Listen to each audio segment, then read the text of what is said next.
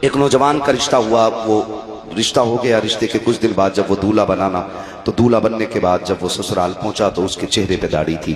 سسرال والوں نے لاسٹ بات کہہ دی کہ جب ہمیں یہ لڑکا پسند نہیں ہے۔ کہا کیوں؟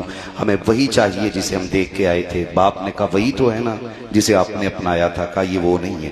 کہا کیوں؟ کہا کہ اس کے چہرے پہ داڑھی نہیں تھی۔ کہا پہچانو بیٹا وہی ہے۔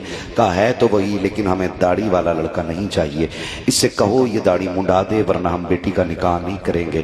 جب اتنی بات کہی نا تو لڑکا دیکھتا رہ گیا۔ اس نے کہا ابا جی یہ کیا کہہ رہے ہیں؟ کہا بیٹے یہ انکار کر رہے ہیں، اگر داڑھی رہے گی تو نکاح نہیں ہوگا۔ بچے نے کہا بات تیری کیا رائے ہے؟ کہا بیٹے میری عزت کا سوال ہے، داڑھی منڈا دے۔ بچے نے کہا ابا داڑھی منڈا دوں؟ داڑھی منڈا دوں؟ ابا یہ نہیں ہوگا۔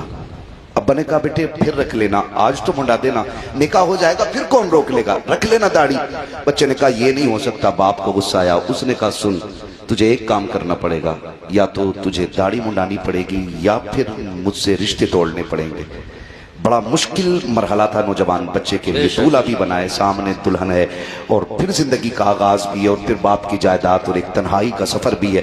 بچے نے کہا کچھ موقع دے۔ کہا سوچ لے، جائیداد چاہیے یا پھر میری اولاد یا میرے رشتے ختم کرنے۔